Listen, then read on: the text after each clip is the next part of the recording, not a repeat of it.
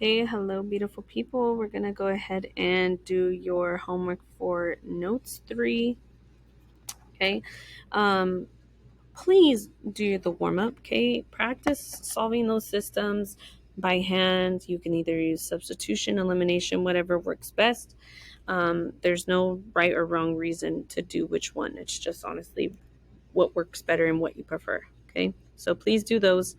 Let's go ahead and start with example 1, which is a coin problem. So we're doing still systems of equations, but now we're talking about them in context, so real life application. So when would we see a system, right? Normally you're not going to pull out an equation or anything, but this just shows you that it does pop up in many different ways, okay, in our normal everyday lives, okay?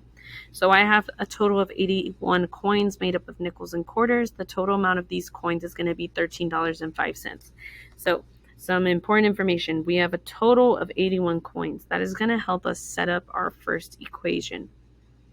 And then we know that they're nickels and quarters. Well, nickels and quarters, a nickel is worth 5 cents, so 0.05, and a quarter is worth 25 cents, so 0.25. We have a total amount of what they cost. Like altogether added up, the 81 coins, it's going to be $13.05. Okay. First off, let's go ahead and define our variables. So we're going to have two variables. We're going to have our x. Your x can be quarters, it can be nickels. I'm just going to start off with nickels. So the number of nickels. And then my y is going to be my number of quarters.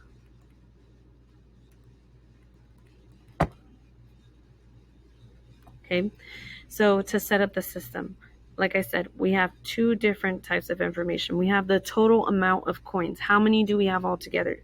We have 81. So we have X amount of nickels plus a Y amount of quarters. We don't know, and we know there's 81 total. Okay. The second equation is how much do they amount to, right? We know a nickel is 5 cents, but we don't know how many nickels we have, so that's why the X comes in. Plus, we know a quarter is 25 cents, but we don't know how many we have, and that's where the Y comes in. And we're multiplying, right? It's going to be a nickel times however many nickels we have, plus a quarter times however many we have. And we know we have $13.05. That's how much it totals out to. So now we have our system of equations. I'm going to go ahead and erase the dollar sign actually. So here's our choice. We can do elimination or we can do substitution. Me personally, I have x plus y is equal to 81. That is easy to solve for either the x or solve for the y. Okay? Or we can just multiply by, either we can cancel out the x's or cancel out the y's. So what I'm going to do is I'm going to do substitution. I'm going to solve for y. Basically, just subtract the x to the other side. Y is equal to 81 minus x. Now plug this in right here.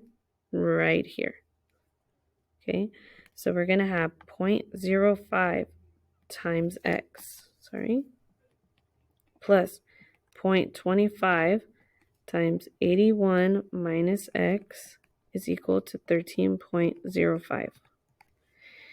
So I'm going to first distribute that 0.25 times 81 times negative 1x. So I get 0.05x. It's going to be plus 20.25 minus 0.25x is equal to 13.05. Okay, I'm going to combine these two right here, my like terms. And that is 0.05 minus 0.25. Okay, that is going to come out to negative 0.2x. Okay, so I just combined, and you guys can do this all on your calculator too. Okay, you put 0.05 minus 0.25, you're going to get negative 0.2, and we still have the x there. Now I still have plus 20.25 is equal to 13.05. Let's subtract this to the other side.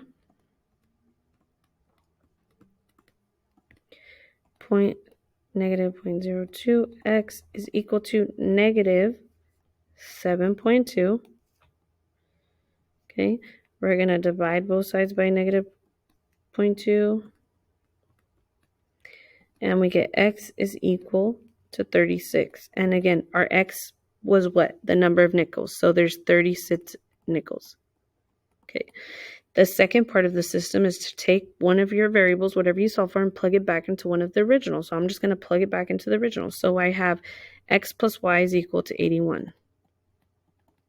Well, I know that x is equal to 36. So 36 plus y is equal to 81. I'm going to subtract. Y is equal to 45. 45 what? 45 quarters. Okay. So we can just do a nice little sentence here. You have 36 nickels and 45 quarters. Okay, just for the time of the video, I'm not going to go back and check, but I already showed you guys that yesterday. Just take those two numbers and plug them back into your equation. Okay, 36 plus 45 is equal to 81. Then you're going to check the second equation as well. Don't forget you're multiplying 0.05 times 36 plus 0.25 times 45 and see if you get 13.05. And you do. I did check it just to make sure. Okay, moving on to number 2. So this one's talking about angles. So two angles are supplementary. If the larger angle is 5 degrees more than twice the smaller angle, we're going to set up a system to determine the degree of each angle. So first, let's just go ahead and define those variables. Okay.